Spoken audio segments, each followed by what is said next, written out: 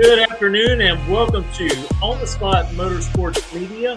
I am your host, Mitchell Gunter, right along with Robert Simpson. And I'll tell you what, we've got a great show tonight for you. We have Chris King joining us. He's running in the NHRA in a funny car class. Sorry, a little bit problem with the music there, trying to cut it off. But again, thank you for joining us tonight. Like I said, NHRA funny car driver Chris King is joining us. We're going to talk a little bit about going up through the ranks to be able to drive a funny car. And he's also a firefighter. So we want to, talk a little bit about that too and his dedication for those there in Chicago. But before we get into all of that, we have a few messages and we'll be right back after this. Reliability to drive thousands of miles. Confidence for those who fly high. Redline oil products give you the power to crush the competition. And a track record of being the best. Redline oil products. You push it to the limit. We'll protect it. Ready to take your engine to the next level? Scorpion Racing Products delivers precision-engineered, high-performance rocker arms that dominate the track. 100% CNC machined in the USA with aerospace-grade aluminum for unmatched strength and durability. Our rocker arms handle extreme conditions with multiple ratios available to fit your needs. Backed by our exclusive lifetime warranty. When performance matters, choose Scorpion Racing Products. Proven, reliable, unstoppable.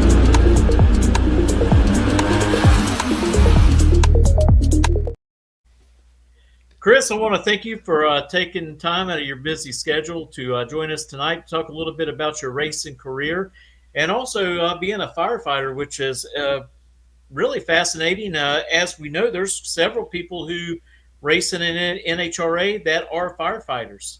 Yes, sir. Thanks for having me. It's good talking to you guys.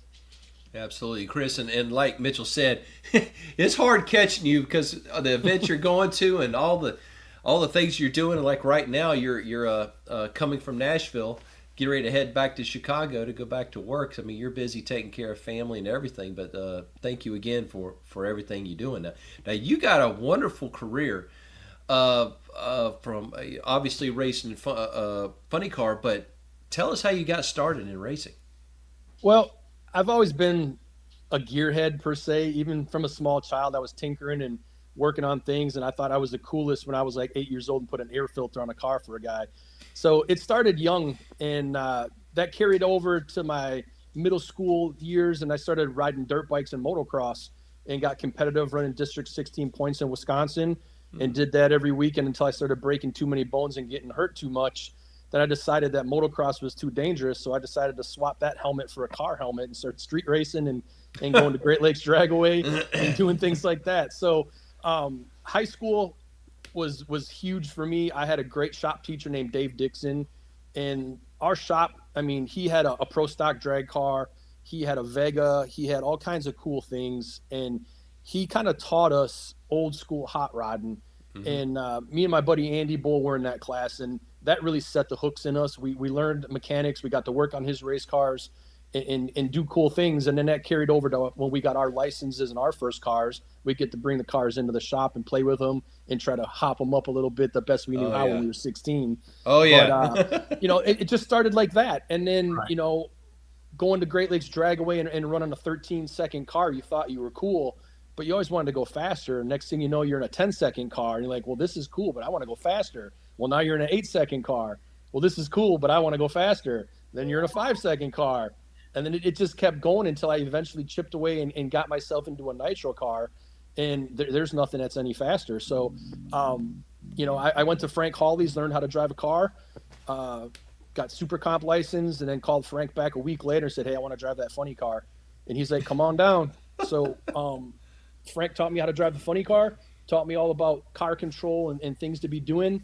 And I did that for a while, which led me to racing top alcohol funny car and then nostalgia nitro funny car. And then I always knew I wanted to run nitro and be in the big show. Everybody told me it was never going to happen. It's impossible. You're a no name. You don't come from anybody. You got no money, got nothing behind you. I'm like, well, I'm going to do it. Everybody laughed, but look at me now. I'm doing it. And, and we're doing it pretty damn good for what we are and what we have. So I got to thank a lot of people that helped me along the way. I was a crew guy on Andy Bull's car for a long time, learning how to run these things and then learn how to drive. That's Mike Harrigan's car right there. That was a fun car, and hopefully we can get that back out soon. Great cars. You know, I'm thankful for Paul Richards and Dave Richards, and I race against them now, but they gave me the opportunity to license in their Fuel Funny car, and we did that after the completion of the Charlotte National in 2017. And ever since then, I've just been working my tail off to try to make it and be able to race in the big leagues with Big Show Funny cars. Gee whiz. You make it sound easy. It's definitely not easy. It's not. There's days I question why I even do it or why I even bother. There's been a lot of times, especially recently, with how financially hard it is and the disappointment and not running good and having setbacks. And it just, every hurdle that can be thrown at you gets thrown at you tenfold. And it's hard to maintain the enthusiasm and excitement about it. But when you strap in that car, that all goes away, and then it makes you realize why you're doing it, because it's just nothing like it. Well, you mentioned, Frank Hawley going through his class, and I think the one thing a lot of people take from Frank Hawley's drag racing school is the mental side that he teaches you.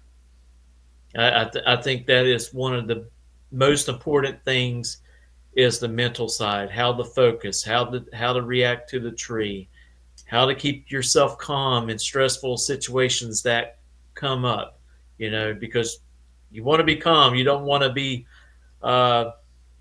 grabbing the wheel as hard as you can right when you go to take off. The funny car, the funny car is just an insane beast. Even on your best day, you're in control this much, but it tells you what it wants. And if you don't give it to it, it slaps you real quick and you got to lift. So that car is very unforgiving. And Frank's phenomenal with what he does in the classes, like you said, the mental aspect of it, preparing yourself to be a driver. Your head needs to be clear. You need to be focused, and you need to be on top of your game, especially in the Fuel Funny car. Getting a good light, keeping it in the lane, reacting, knowing what you're feeling, like everything. He prepares you for that and how to react to it, and it's phenomenal. Even like smaller class cars, if you're running door slammers or bracket cars, Frank's class will teach you something to make you a better driver. Highly recommend it. And I tell you, a lot of professional drivers, even though they have their license, they will continue to go back to Frank's class to get refreshed and up on the mental aspects of driving. And Angel Sampay, she's one that has went to Frank's class a couple of times. Mentioned her. So just because you got your license don't mean that you might not want to go back and refreshen up with Frank. Yeah, what's really cool is, like, I know a few drivers recently that hire Frank to come to races and observe what's going on.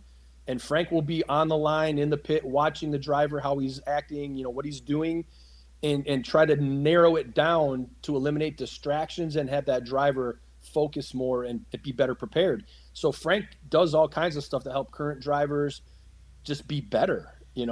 Your staging procedure, what you're doing in the car, he'll watch, he'll interact, and he'll give his feedback on what he sees. And then hopefully, you can correct whatever is going on and get your head back in the game. But yeah, you'll be surprised how easy it is to be distracted and overwhelmed in that car. And it doesn't take much. Well, I know we went to quite a few events this year, and every event I went to, Frank's there. Yeah, Frank's phenomenal. Him and Lana, they're great people. Oh yeah, absolutely. Now, I can imagine coming out of a dragster going into a funny car, front engine car like you're racing, and I can only imagine how Frank teaches you. Basically, you basically got to be up on it. Obviously, you got to be up on the wheel and reactive, but also expecting, because of how responsive that style car is. So the fact that you went from an alcohol car, which I consider an alcohol car one of the most difficult cars to drive. Yeah, they're a handful. Car, with the clutch, and you got to do everything. So you're swapping between feet and hands, and you know what I mean, and not hands, but you know I'm talking about shifting. Yeah, swapping Okay. feet, staging correctly. There's a lot going on in an alcohol funny car. Bringing the Right. RPMs up to 72 to 7,500 RPM, holding that clutch, getting your stage procedure correct, and swapping feet. If you don't swap your feet correctly, it ruins the run, and then making sure you hit your shifts. So Right. alcohol funny cars are a handful. Those guys are badass. So being able to start with that, and then do you think that's actually? Do you recommend that people do that if they have an opportunity to start with like an alcohol car before they move over to a nitro Oh, car? absolutely, absolutely, because it teaches you car control. You know, driving the sense. alcohol funny car, they're a handful, and you got to be up on the wheel, like you said, in a funny car. Whereas a dragster, you're more, you're more just seducing it a little bit and then just kind of easing it, finessing. Yeah, finessing. That's a great word. The funny car, you are on that wheel and you are making aggressive movements, and that doesn't always help. I mean, there's video of me going down the track up at Brainerd. I have the wheel completely turned as far as I could to the left, and the car was still going straight. Because it's just, these things have a mind of their own, and you do the best you can as a driver. But if you're not on top of it, you're behind it. And when you're behind a funny car, it's not good. Right. Yeah. Now, you mentioned something, about going from alcohol funny car to nitro funny car. I want to use Tony Stewart for an example. He said for him, there for a while, every time he took off, he felt like his head was about 5 feet behind him the whole entire run. Did Yep. you kind of feel the same way Yeah. during the process? Well, when you make your first hit, you don't know what to expect because those cars pull so many G's, and they just, the 60 foot times are sub 1 second. So it's a lot to process. And if you're not looking at a focal point well past the finish line and ready and, focused, you feel behind the car and it starts moving out of the groove and doing things. And you're like, oh my God, what's happening? So it does take a lot of laps to finally get acclimated to the speed and to get comfortable with the launch. And the fuel car is a whole different animal. It hits and just pulls. And just when you think you got it, the clutch starts coming in and it pulls harder and puts you back in the seat the whole time. And the front end starts coming up and gets really loose. So, I mean, that car, it is a monster. But you love it. I do. I get excited thinking about it. Like my season's over, and unfortunately, I don't have the funding to go to Pomona or Vegas, but I want to be back in the car every weekend if I could. It's just so exciting and so much of an adrenaline rush because there's so many unknowns, and every lap is different. And if you couldn't tell from my job and me racing cars, I'm a huge adrenaline junkie and love the thrill and the rush. So, that car, it's phenomenal. So looking on forward to 2026, have you already kind of decided what races that you may try to start off the season at? We're still actively hunting sponsors. It's silly season right now. Got a couple things in the works, but nothing set in concrete. Status quo with my sponsors from last year: Howard's Cams Competition Products, NGK, Goodson, Impact, Reed Rockers, all the guys that have been helping me the whole time are sticking with me, and I appreciate every one of them. We got Heat Hydraulics, and then a new company called Enthusiast Hydrogen, which is coming on board. So we got a bunch of small guys that are trying to help this little team out. But as of right now, my crew chief and I have been talking. We're shooting for Gainesville for our 2026 kickoff, and then we'll take a little bit off and then come back for Joliet, Norwalk, Indy, possibly Dallas again. And we're also contemplating jumping over and trying a couple IHRA events. So we'll see how that plays out.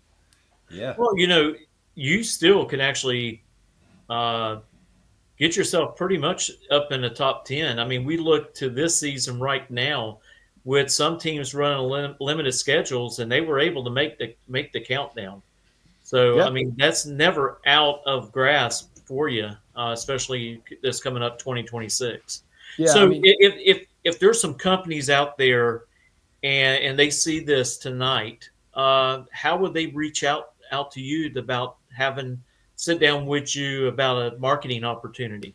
I am always available to talk marketing for my race team. I've sent out probably 15 to 20 proposals in the last 3 days. Unfortunately, I haven't gotten any emails back yet. but I'm searching for new companies to bring into racing along with existing companies that are active in NASCAR.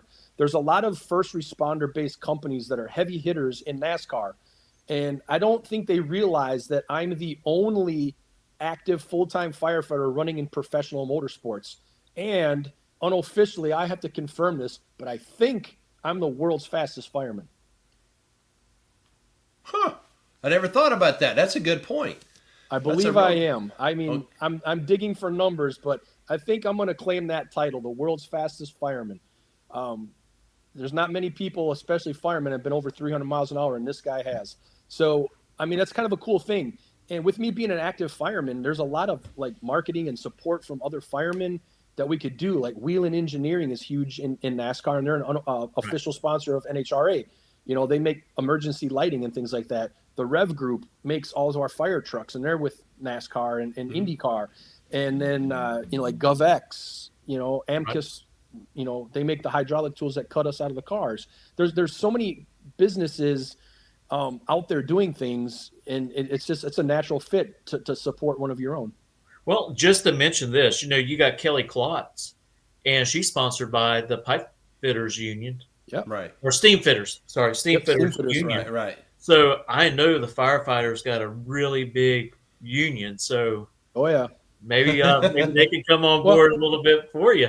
Yeah, I've been trying to reach out to them. It's a tough egg to crack 'cause it's so political. But like even like foundations, we do a lot of charity work. Like, you know, hook up with some charity foundations and do some good give back, and promote them, and just make awareness and recognition and support for first responders. Absolutely. Now you mentioned something. That you're a firefighter. We've known this for a long time. But how did you get your start in firefighting, and how long have you been doing it? Because I believe you're a lieutenant now, are you not? Yes, I'm a lieutenant with the Chicago Fire Department.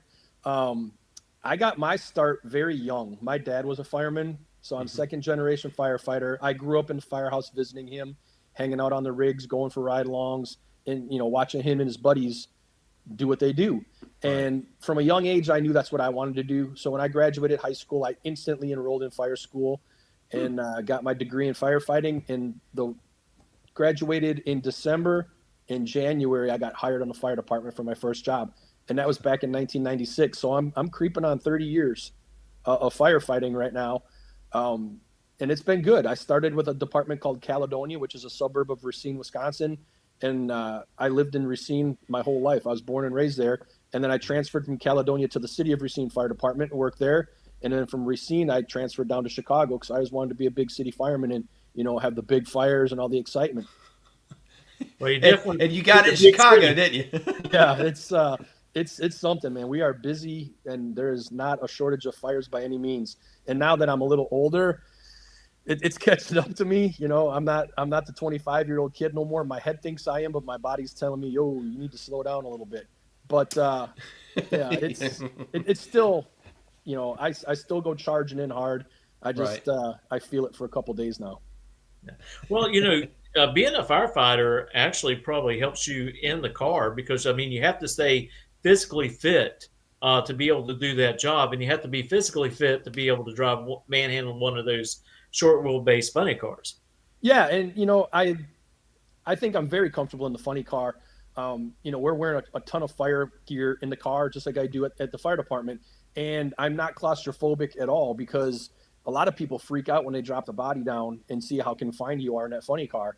So it's not for the faint of heart. You know, you have to have a short circuit or a little wire off to be a fireman and a nitro funny car driver. Good point.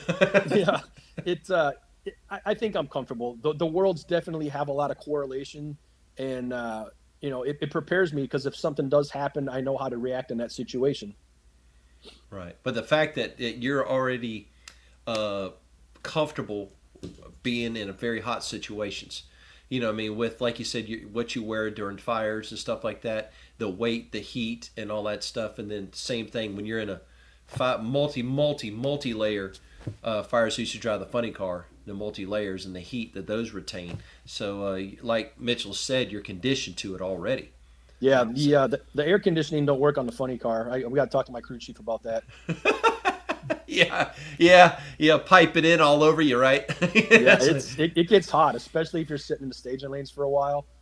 We have a little Milwaukee battery powered fan that they put up on the blower, so at least it circulates some air around. But it gets steamy in there; it's miserable. Well, yeah, I mean, but you're only hitting right here, so Yeah, you really yeah, can't do any. But yes, I understood what you're saying there. Now, also, you have your own business, do you not? I do. Yeah, I concerning accidentally, firefighting. yeah, I Yeah, accidentally please. started a business. It's called King Training Innovations, and I'm very active in firefighter training. And I saw a need, and I took advantage of that need and created training equipment that aid firefighters in learning how to do things without having to go to people's houses and wreck them to do those things. Huh. So I was able to get patents on my equipment and started a business out of it. So now we have a metal fab shop that creates firefighter training equipment, and I sell it all over the world. Oh wow. Okay, I did not realize. I thought you were more local. I didn't realize it was more No, worldwide. it took off. It really did. It's very successful. It keeps me busy, but it's cool because what I created and what I've contributed to the fire service is helping firefighters around the world be better and safer. So it's pretty cool. Well, that's good. Now, speaking of firefighting, you have a particular number on your car, and I kind of want you to kind of explain that number. And It's on your helmet. yeah, it's on your helmet. It's on my helmet. It's on my car. It's my competition number. It's everything to do with me and racing, and that number is 343. And in the fire service, the number is very sacrilegious because it represents 343 New York firemen that were killed on 9/11. And since 9/11, we've had a lot more firemen pass away from World Trade Center related illnesses from the asbestos and carcinogens that were in the air and all the chemicals that they were exposed to. But on that day, 343 perished. And that number is very important in the fire service. So, as a remembrance, as a tribute, and as support to the FDNY boys, we proudly fly 343, and we're glad to represent. And I tell you, every one of those firemen there in New York City, they really do appreciate that. That's something that we should never forget is those men and women that went out there and sacrificed their lives to save others. Yeah, it's not even just on 9/11. If you think about it, every day firemen, leave their families, go to work for 24 hours, and there's a chance that we're not coming home. This could be the last thing we're talking about. I could go to work tomorrow, and an accident could happen. You never know. So you need to live every day like it's your last, and that's what I try to do, and that's why I race. That's why I do what I do, and I just don't want to look back and say I wish I could have or should have, would have. I want to go out in a blaze of glory. So you want to live life to the fullest, and you need to respect first responders because any day, anywhere, it doesn't matter how big or how small. If something's going to happen, it's going to happen, and there's nothing you can really do about it. So Yeah, absolutely. Now, tell us, how in the world did you get your start in Nostalgia Funny Car? Because I absolutely love Nostalgia Funny Car. the And nostalgia car is cool. They are yeah, really badass. So with that, I got a phone call from a guy named Mike Harrigan, and he's friends with Dave and Paul Richards, and they live down in Florida together, and they were helping each other out. And he's like, "Hey, I got this going on. Would you be interested in driving my car at this match race?" I'm like, "Yeah, absolutely." At that time, I wasn't racing a whole lot, and I just wanted seat time to learn. And what better way to learn driving a nitro car than a nostalgia nitro car? It's right, half the horsepower of a big show car, but it's still all the fun and all the power right. and excitement and noise, and the staging procedures are very similar. So I jumped at the opportunity, and Mike and I ran a couple funny car chaos events, and we did a couple match races, and then I started running with the big show stuff, and that kind of dwindled away. But if I ever had the ability to jump back in that car, I would definitely do it because they're fun. And it has to be fun because you look over. I mean, Cruz Pentagon, he jumps in his every once in a while, and I Ron believe he was Capps. in one last Yep. week. Ron Capps is another. Yep. So they wouldn't be doing it if it wasn't any fun. Yeah, they're cool cars. The history of it, it's like old school racing, and there's a really good following. The people, the backup girls, it's old school drag racing, Hmm. and it's fun. Yeah, and the Funny Car Chaos events are really, really good. A fields, B fields, Yep. etc. Yeah, And Chris does a great job with that. oh, they really do. I tell you, if you ever had an opportunity, would you drive a fuel altar? I would. I would drive anything if anybody would let me drive it. And I don't want to admit this to too many people, but I would even drive a dragster if someone wanted me to, but I wouldn't pay for it. I wouldn't pay to drive a dragster, but if someone needed me to drive a dragster, I would drive a dragster. I just don't tell that to anybody. Oh, it's all right. We'll keep it amongst ourselves. We just put it on national news. So right, exactly. But we'll keep it, on the down low. But you see, that was actually a question I was going to ask, and you quickly answered that. It's like going, if you had the opportunity to drive anything, and it doesn't matter what would it be? And it doesn't have to necessarily be a drag car, but what would it be? So I've always been a huge fan of open wheel racing. I would love to get into like an Indy Light or an Indy car, or maybe take an F1 car for a spin. I also have a huge interest in sprint cars. There you go. So maybe World of Outlaw? Yeah, me and Smoke can talk a little bit, maybe take one for a ride. I had a guy offer me a ride in a late model stock car down in North Carolina. Right. And I just wasn't able to get down there and do it, but I would love to try it, circle track racing, anything. If it's got a motor and you can compete with it, I am down to drive it. I love the competition. I've always liked it. Yeah. Go ahead. I even like going to the local go-kart track and ripping it up. Like me and my son will go to K1 Speed, or now they're building an Andretti karting not too far from our house. So I'll go there, put my helmet on, and turn some killer laps. I just love racing. Yeah, I was going to mention that's another thing that Ron Capps and the Cruise Pentagon likes to do. They like to go to the Chili Bowl and race there. So maybe there's an opportunity for you to go there as well and represent the NHRA with them. I would love the opportunity. Like when they were doing SRX and Ron got to do that, I was so jealous. I would love to rip around in one of them cars. And I'm not trying to brag or nothing, but I can drive the shit out of any car I get into. So I would love the opportunity. Unfortunately, I don't have that big name behind me yet. Right. But someday an opportunity like that would be awesome. I would love to try it. Well, that's good. I'm actually glad to hear that, because a lot of people, they think are limited to, they're going to ask a drag racing question. It has to be drag racing. But Paul Lee said, he wanted to drive, or he drove a Lamborghini or some exotic car, and he said, I got a chance to do that. And that's what I always wanted to do. And I'm, and I'm like going, okay. Yeah, I like hearing that, and the fact that you like to drive anything with a steering wheel and wheels on it. So it's kind of weird. Like I never pictured myself being a professional drag racer. I always thought drag racing was cool, but I was like, if I'm going to race, it's going to be NASCAR or IndyCar. Well, you need to be really rich to do that. And unfortunately, I'm not. So I just kind of fell into drag racing, and it's working out. Now, like I said earlier, I would love the opportunity to drive something else and do other things, but I'm getting a little older. I don't have a ton of money. So right now, we're just doing what we can in the drag racing world. And you mentioned, how expensive it is over there, like F1. I can't even afford the tickets to go watch the race. Their budgets, I could run the rest of my life drag racing on what they spend in 1 year. It's insane. It is. It's mind-numbing. And they say it's the most advanced form of racing. And I could see that, but some of it I still got to scratch my head, and I'm like, really? You're spending that on that? But hey, crazy. Yeah, whatever works for them, right? Hey. But I tell you, you work with Competition Products. Yep. Okay, there in Wisconsin, and I myself have used Competition Products for years and years and years, and Howard Cam and stuff like that. That's a great company. But tell us, how in the world did you end up working with such a great company? So I met Robert and Steve from Competition Products while I was a crew guy with Andy Bull's team, because Andy had help from Competition Products. And when I started getting involved in Nitro, Andy was kind of fizzling out of alcohol car and stopped racing for a while. So I talked to Robert. I'm like, hey, I'm looking to go fuel racing. Would you guys have any interest in continuing our relationship? And they're like, well, Nitro racing's expensive. We don't know. We'll talk about it. So I created a car concept, which is what the car looks like right now. And I sent that over to him and Steve. And they looked at it, and they're like, oh, my God, we love that. What is it going to take? I'm like, look, whatever you can do, Right. And they give me a lot of help with parts.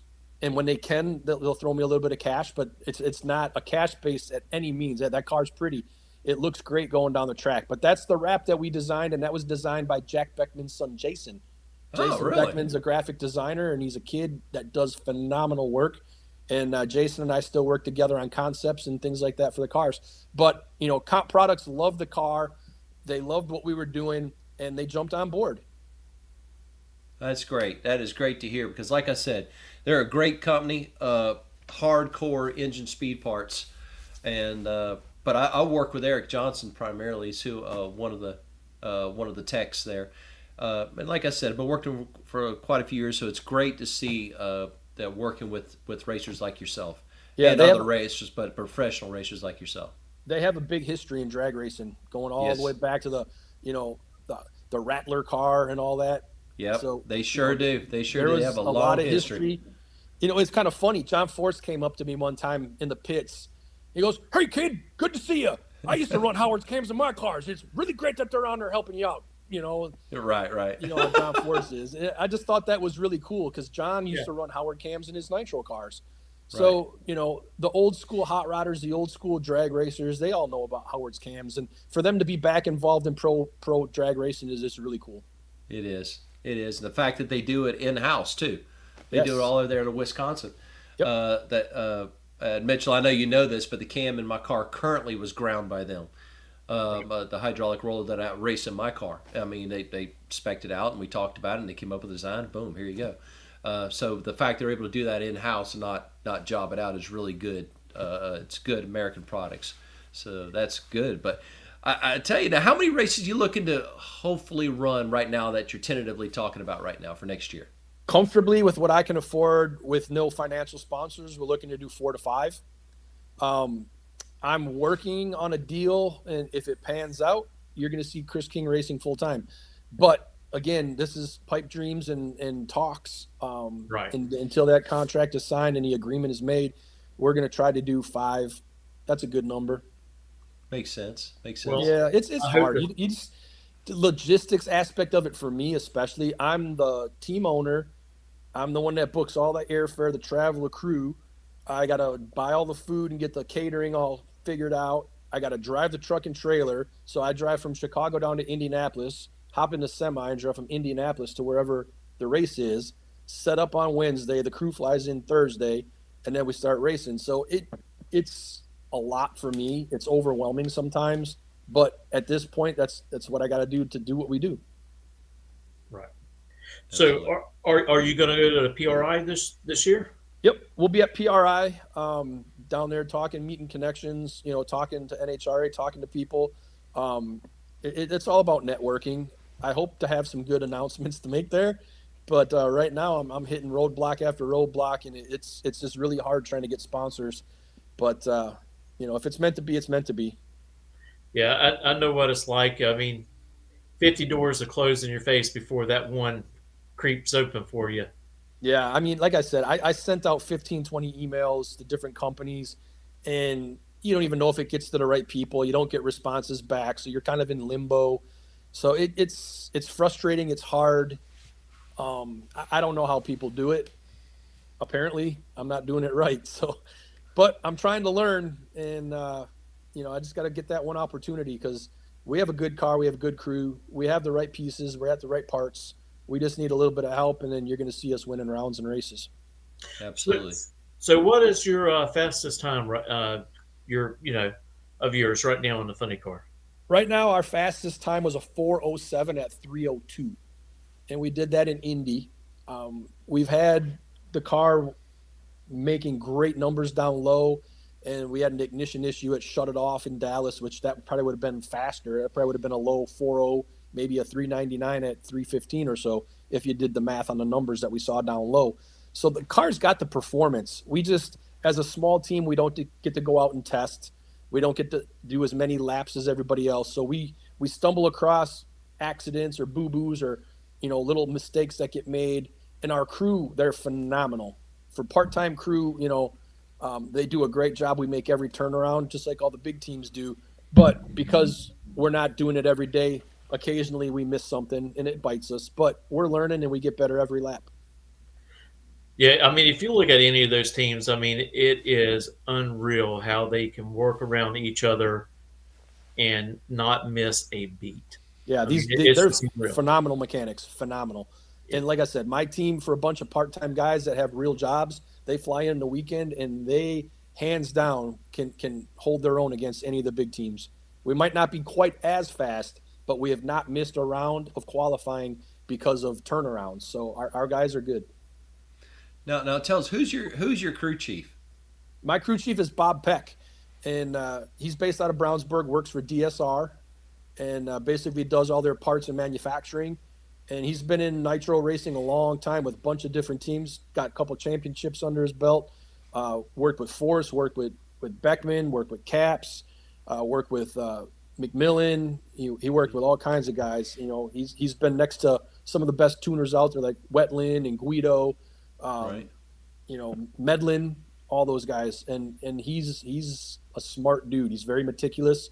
And what's nice about Bob is my safety is his number one priority. So as long as that car comes back in one piece, he knows his driver's coming back in one piece. So Right. Bob is very, very meticulous about running that car safe. And if you noticed, we don't tear up motors, we don't blow up, and we're not oiling down tracks and doing anything that's going to hold the show up. So this car performs very well, and it's not even hurting itself. So there's a lot left in the tank. We just have to creep up on it. That's exactly what I was getting ready to say. You've made run after run after run through the year, and like I said, I haven't seen any highlight reels, if you know what I mean, from you. But I've seen you make a couple night runs on the highlight reel, and flames up above the top of the car is always impressive. Yeah, that's a cool thing. Oh, it is. It is. I can only now that's something from a driver's point of view. Do you like nighttime racing or daytime racing the best? Honestly, at nighttime, it's hard to see, but it's cool. Agreed. Agreed. It is the coolest thing in the world for the fans, the show. You can see the glow of the headers out, peripherally. And it's just kind of a weird thing because you're driving in this dark hole of abyss down track that you can barely see. So it's challenging and exciting. I can't really say I like day or night better. I just like stomping on the loud pedal, like Clay says. It's just one of those things, you get to go fast, and it don't matter if it's day or night. I just want to do it. Right. I agree. Because the first thing I thought of is running at night with you guys is the window fogging up, windshield. That happens. I You know- actually had to abort a run in Indy. My visor fogged up. And it got to the point where I couldn't see where I was on the track, so I had to lift. And I was mad because it was a great pass. Right. And it probably would have qualified us for the U.S. Nationals, but because I lifted, it slowed down. But it was so bad, it started fogging up right when I put my visor down and turned the air on. I'm like, Right. okay, I'll control my breathing a little bit and try to keep Get it through going. it. Get through it. Yeah. And then as I staged the car, it was getting worse and worse and worse. I'm like, shit. Yeah. The light dropped, I hit the gas, and I had it for a second, and I got to about half track, and it just like fogged the whole thing over. And I'm like, well, this ain't That's good. that. I'm going almost 300 miles an hour and don't have any clue where I am on the track. I better lift.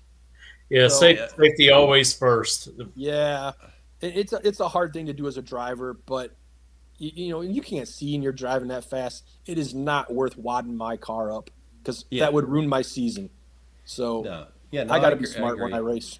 Yeah, we've all seen that, have been caught in situations, not going 300 miles an hour, of course, but we've all been caught in situations, fog up at the worst possible time. Yeah, it's Especially it's on the bad. visor, pull it down. I got mine taped up where I have just a little bit I can be able Yep. to see, and if you catch it just at the wrong time of night, the fog's like no, you're Yeah. doing everything you can to try to get through it. Well, actually, what? after that happened, Impact Racing supplied me with all brand new visors with an anti-fog coating on there. Eric at Impact is real good to me, and I went over and talked to him, and he's like, "Get rid of what you have; those are old. Here's the new ones. Put them on." Okay, thank you. So, Ta-da. lesson learned. There you go. But you're safe. That's all that mattered. Yep, the car's safe. I'm safe. Just one of those things.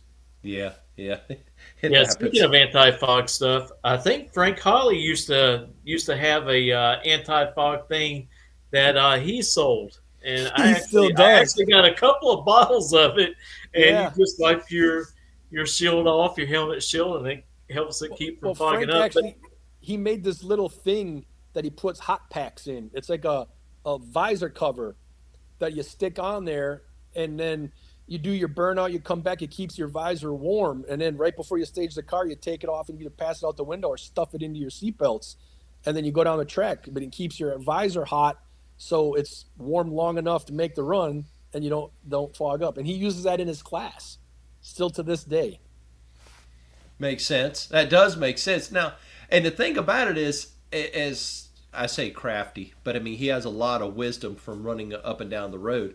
But I wonder how much of that he got from Austin Coyle when they used to run the roads together. You know what I mean? Because Austin, I've always wanted to talk to him, but I just heard he was just absolutely just brilliant on things that he did, and just ingenuity and stuff like that. So that's another case right there. Yep. I wonder. Old school ingenuity. Those guys that can figure anything out. Exactly. You put a problem in front of them, just give them an opportunity, they'll work through it.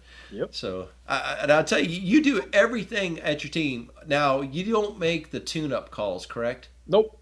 I 100% leave that to my crew chief, Bob, and I trust him, and he's a smart guy. And he'll be in the computer looking at the weather station, looking at past runs, figuring things out. And, it's his job to make sure that we have a good, safe car. And so far, he's done very, very well. Makes sense. And now whenever you do the turnaround, obviously I know your responsibility, part of your responsibility is taking care of the fans and the people that are coming up.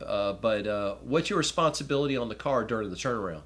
So coming as an ex-crew guy, it's very hard for me to not be involved. I was getting ready to say that. Yeah. Bob kicked me out of working on the car. I don't get to touch the car. I pack my own parachutes. I'll put fuel in it. And then he tells me, go out there, shake hands, kiss babies, and find us money. That's my job. So when we're at the race, I'm at the line, signing autographs, talking to people, entertaining people, doing interviews, doing driver responsibilities while the guys are doing things. And that's twofold. There's a lot of things that go on a race car that Bob doesn't want me to know about. If there's a problem that pops up or something's not quite right, he doesn't want me to have to worry about that and have that in my head as I'm strapping into the car. He just wants me to know that he's giving me a safe race car that's going to be ready to go down the track so I can focus on driving that car and not worry about nothing else. So makes sense. It's hard to be not involved, but there's a method for the mayhem, and I do what I need to do.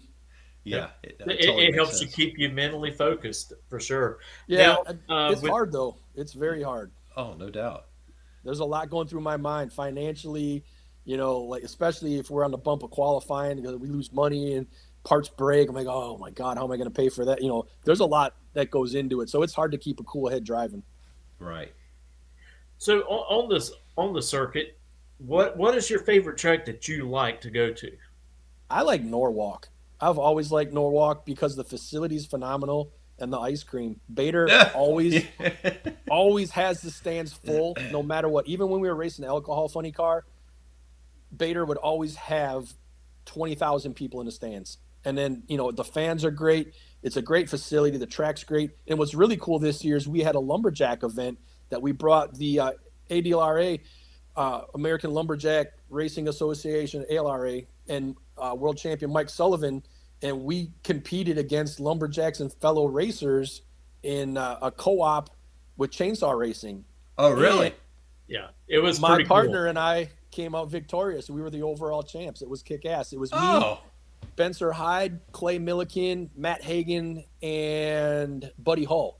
And we had, time trials and runoffs and competitions, and the best times combined between your pro and yourself won the Pro-Am, and it was pretty cool. Now, was it single cut or was it 3 cut? No, we were doing 3 cuts. Okay, down, up, down, up, down. Yeah. So we had standard steel chainsaws. Okay. And we ripped through them down, up, down. And then our pros used what they call a hot saw, which is an insane motorcycle. They're wicked. They're wicked. Massive chain. They are wicked. These things are insane. They rip through them in like seconds. And one of the chains came off and went through and almost got the guy's leg, but they wear the chaps. Right. So the chaps saved the guy's leg, but that chain came off and it almost got him. Sorry, my daughter's ringing my FaceTime right here. No, that's all good. But it was a cool event. We did the hot sauce stuff and came out victorious. So, man, I thought they didn't do the buck saws, did they? No, They didn't. It was Okay. just the hot saws and the regular chainsaws. Because on that one, I like to see Matt Hagan on one end and Clay Milliken on the other, because that would not be too balanced. I You know? think Matt would probably pick them up in the air and throw them around like a rag doll. Yeah, yeah. Clay would just have to hang on for dear life and just let it eat, and that'd be it. But that would be It was definitely fun. hilarious. I got to tell you, I thought Matt was going to kick ass on that, but it's really technique, the technique of the saw and like not burying it and letting it do its thing. So right. I'm real comfortable with chainsaws because we use them on roofs to cut roofs open all the time as firefighters. So that was right up my wheelhouse. So I did real well. Obviously, you won. Yeah, I mean, I thought it was really cool to have that part of the action there at the track. Yeah, it was fun. The crowd loved it. The crowd loved it for sure. Oh, yeah, that's something I definitely wouldn't expect, for sure. But now tell us again. Tell everybody how they can get a hold of you on your Facebook page and your business and everything. How can everybody get a hold of you right now? Yep, I'm very accessible, and everybody teases me because I'm Googleable. I guess that's a word. So I guess that makes me famous. But if you guys want to follow us, go to Chris King Racing on Facebook. You can find us on Instagram at Squad 1 Firefighter CK, and on Twitter it's Funny Car Fireman CK. So we're very active on all the social platforms. Very easy to find. If you just Google Chris King Racing, you're going to find all kinds of links and all kinds of articles and podcasts and things like that. So we're always reaching out. We're talking to people. I'm very, very active with fans. I try to get back to everybody. Lots of hero cards going out, and we appreciate the support. We're coming up with merchandise pretty soon, so we'll get some hats and T-shirts because we have tons of people asking for that to show their support. So we're working on that, and there'll be some cool things coming out. Yep. And I take it you'll take care of the guys in the firehouse, right? Absolutely. The guys, if they want stuff in the firehouse, we'll take care of them. Now, tell you, how do they get a hold of you at King's Training Innovation? How do they get a hold of you there? So King Training Innovation, same thing. If you Google King Training, it pops right up. But our website is www.kingsealingprop.com. And, it's probably one of the top Google searches for firefighter training equipment. So we're real easy to find. It's real cool. And I was going to go back to your comment about firemen in the firehouse. The old slogan in the firehouse for firemen, if it's free, it's for me, I'll take 3. So those guys are, if they can get their hands on something for nothing, they definitely do. Oh gosh! I tell you what. One thing about firemen, I worked for Alachua County Facility Management before I moved up to court administration. But every time we went to a firehouse, to fix something, they're like, they're trying to feed you as soon as you walk in the door. Hey, you want some of this? You want some of that? And firemen are great about taking care of those that come into the firehouse, that make sure they have everything that they need. Yeah, firemen are very, very welcoming, especially to other firemen. Our house is your house. It's a brotherhood. You can go to any firehouse across the country. They'll welcome you with open arms. They're always willing to give you tours and show you what we do. But yeah, there's always a meal. There's always a pot of coffee. And unfortunately, there's always snacks and ice cream. So you got to be careful. Yeah, that'll catch up with you. Just a little bit. Well, we take pride in getting the kids that come visit all sugared up so we can get them back to their parents. Boy, that's a good trick, isn't it? That's a real good trick. That's right. It's like, send them on about your way. Bye. Yeah. Say hi to your mom and dad. Okay. Yep, Don't call us till later. But here, sorry, you got me thinking about that. We do that to kids on the van, on the bus. But ladies and gentlemen, we want to tell everybody that's listening here tonight on the Spot Motorsports Media that, hey, you want to get involved with a professional drag race, and you need to reach out to Chris King. You really do. He runs his team very professionally, very well, very reliably. They're there race, run in and run out. Okay, they handle themselves very well, and like I said, they're firefighters. They're out there, blood, sweat, and tears, supporting everybody out there. Okay, so we ask everybody to support racers that support you. So we ask you, if you want to get involved, give Chris a shout. Reach out to him. You might be surprised. I appreciate that. A little goes a long way with a team like ours. So, the old saying, many hands make light work. We find a bunch of the right people, we can do this thing and grow the program. And like I said, it's not going to be long before you see Chris King Racing winning rounds and ruining people's days. We're right on the cusp of greatness. Absolutely. Hey, I want to give you an idea, a really good idea for marketing. is there a possibility that you could charge a firefighter $1, and every firefighter that gives you $1, their name goes on the car for a race?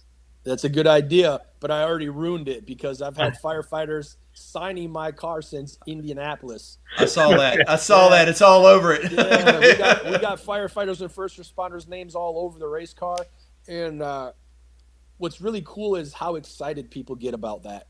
Some people put line of duty deaths on there as memorials, and other people Right. just put their companies on there. There's a lot of pride and a lot of excitement for people to know that their name is on the side of a car that goes over 300 miles an hour and driven by a fireman. So, like I said, it's a brotherhood, and they like to show their support, and we like to show our support. So we do what we can. Agreed. It's showing respect. It's absolutely showing respect and love to everybody out there that's Yes, doing sir. this. And yeah, because I remember seeing that when I walked past your car, and it's like, man, you got signatures everywhere on this thing. And I'm looking all down on the Howard, and everywhere it was white. Yep. Had that Sharpie all over it. Yeah, so, it's pretty cool. It is. But Chris, I know we know you got a very busy schedule the remainder of tonight, and you're going back to work in the morning. So, we'd like to talk to you some more. I mean, I'd love to learn more about driving a fuel funny car and everything about it. But we also know you got to get going. But I want to tell you, for Mitchell and I here at On the Spot Motorsports Media, Chris, we appreciate you coming on. We greatly appreciate it. Hey, thanks for having me. I'd love to talk to you more. Like you said, I got to jump on a plane in about 2 hours. Got to finish buttoning up my daughter's car down here, fly home, get a couple hours sleep, go back to the firehouse, and that's my life. I'm always Right. busy. Something always comes up, but that's how I get by. It's life. But you got to get to the airport there in Nashville. Well, last time I flew out of here, which was just a couple days ago, I've been down here twice now in the last 5 days fixing cars. Okay. At this time of night, I walked in and went right through security, so I got a little bit of time to get a couple things done. So Really? Okay. yeah, It wasn't that smooth last time I was there, but I'll take your word it's for it. probably gonna bite me in the ass now that I mentioned that. I know you shouldn't have said it. My flight. Yeah, never call you shots, right? Yeah, but I appreciate it. the big thing is stay safe, and I know you will. Okay, that's the big thing. Thank you so much for what you do, firefighters, protecting and keeping people safe. But please, stay safe. Yep. I'll do my And best. I appreciate it. we hope we bump into you at PRI. I'll be there. Definitely catch up with you. Absolutely. We'll look you up. We'll talk to you again. All right, thanks, guys. I appreciate it. Have No a good problem, night, Chris. Chris. Take Good care, night, buddy. guys. See you, buddy. There goes Chris. I'll tell you what, man, what a wonderful guy. Living a dream, and hopefully some major sponsors will come on board and support that program. I agree. I hope so. I mean, it's great talking to him, and you could definitely tell he has an enthusiasm. He loves it. He absolutely loves it. Has a passion for it, and he's doing everything he can to do it. And the fact that he's consistent, his goal right now is consistently get the car down the track, and that's what you want. Consistently, run in and run out, consistently down the track, consistently, and that's what they're doing. So once they consistently get that, which they are, then they're going to gradually step it up. But they're definitely a player. They really are. So I'm glad to see that. And I'm glad to see Competition Products involved with them. I really am. Hey, maybe we can meet up with Chris and a representative there at PRI and interview both of them right there on the floor. Yeah. I know me and you, we're going to double team. We're going to go different directions for some of it and try to hit as many people as we can to do interviews there. Really looking forward to that. Was really happy about the report that I got today, that we actually got a room that is actually going to be right there at pretty much at the doors of the convention center. So we're going to be able to walk there. That's what we're going for, ladies and gentlemen. Because Even if there is 2 foot of snow, we can still make it by foot. it's all right. I'll sit on your shoulders. But I was absolutely blown away how much parking is in downtown Indy. I was like, oh my gracious, that's breathtaking. That'd make you stutter on how expensive it. Ladies and gentlemen, we pulled up. We went to Indy. We pulled up to the hotel. Pulled right up to the hotel itself, which is downtown, right across from the basketball stadium where the Pacers play. Yeah, the arena. Yeah. Yep, right from arena. And they said, "Oh, where do you want to?" We're asking, "Hey, where do you park?" He goes, "Oh, well, you valet park or you public park," and the valet parking was $10 more than the public parking, and literally it was 15 foot away from us, the entrance to the public parking, but still we're like going, really, it's right there. So we pulled in there, and there's all these different rates on per hour, per day, per this, per that. It worked out. It was But what, $52 per day or something like that? $52 for 24 hours. Yeah. Uh, and I'm like, luckily that wasn't the case because we weren't there long. We were in and out after a handful of hours back at the track and coming back. But still, it was like we sat there just going with like a busy signal on our face, staring at this thing, going, "You got to be kidding me!" It's like going, Well, "Jeez." we definitely wasn't there very long on Friday. No, getting in at like 3 in the morning, 4 in the morning, turn around and go right out to the track by 7 or something like that. Yeah, Yeah. it was kind of crazy. Yeah. It was. It all worth it though. It all worked out, but it was crazy getting there.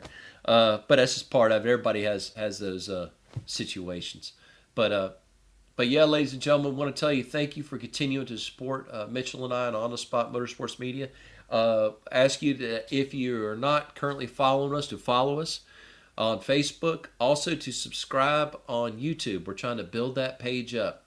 And also to follow us on Instagram. And this interview will be put up in a couple days on Spotify. So we have all the past interviews for the past couple years on Spotify. So if you enjoy that platform, you can look us up there at On the Spot Motorsports Media. But like I said, everybody, we appreciate it. And we appreciate our continued partners that we're working with, Redline Synthetic Oil, and also for Scorpion Racing Products. And hey, it'd be nice. We got a spot right up here that Competition Products or Howard Cams would fit right there. So just saying, just sharing. Be great if they come on board since we use them anyway. Yeah, and you get a commercial spot as well before and after the show. So that's always a big plus. But again, I want to thank everyone as well, Robert. And plus, don't forget, this coming Thursday, we're going to have Dane Papke joining us. He won a championship out west on the 750 index class. Yep. On that motorcycle. So we're really looking forward to having him on. I think we had him on, about a year and a half ago? Yeah, it's been over a year. It's been over a year. So, and Dean has done phenomenal. He really has done phenomenal and just great progress. So it's going to be great talking to him again. Yeah. His whole family's a wonderful family, very talented family.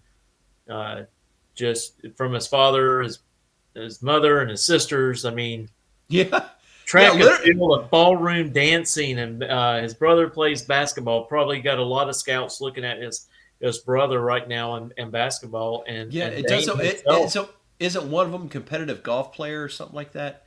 It's something I can't remember, but their family, just whatever they're involved with, they're competitive and really good at it. So yeah, and he's a real good guy. And he works behind the scenes with Natalie Torrance with her marketing company. So he's been around the block, working behind the scenes, doing videos and stuff. So it's going to be a really great show with him. And Dane, congratulations again on your championship. And we're really looking forward to talking to you next Thursday. And Don't forget, folks, this weekend, the NHRA Nevada Nationals are going on. Pro Mod will crown the champion on Sunday. And I'll tell you what, it is tight. I mean, tight. So I wrote an article about it. It's going to be a show for fans for sure. But until next time. Hey, don't forget. Also, the Summit Bracket Racing Championship is going on out at Vegas, and our buddy Daniel Salyers is representing Division II in the sportsman class. So, and we actually on the page, Robert, I have posted all the divisions being represented and all the classes was put on the page.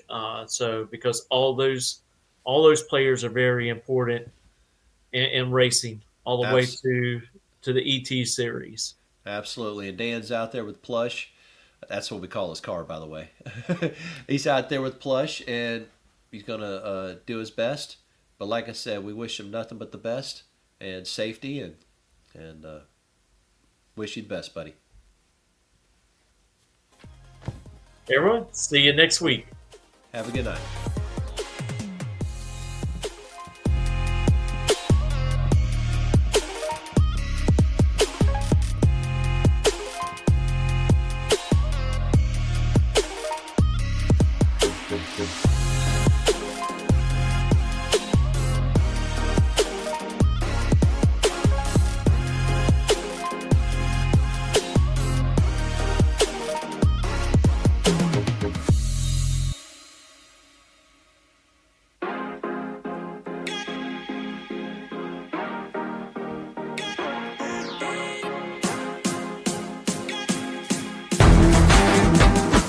Reliability to drive thousands of miles. Confidence for those who fly high. Redline oil products give you the power to crush the competition. And a track record of being the best. Redline oil products. You push it to the limit, we'll protect it. Ready to take your engine to the next level? Scorpion Racing Products delivers precision-engineered, high-performance rocker arms that dominate the track. 100% CNC machined in the USA with aerospace-grade aluminum for unmatched strength and durability. Our rocker arms handle extreme conditions with multiple ratios available to fit your needs. Backed by our exclusive lifetime warranty. When performance matters, choose Scorpion Racing Products. Proven, reliable, unstoppable.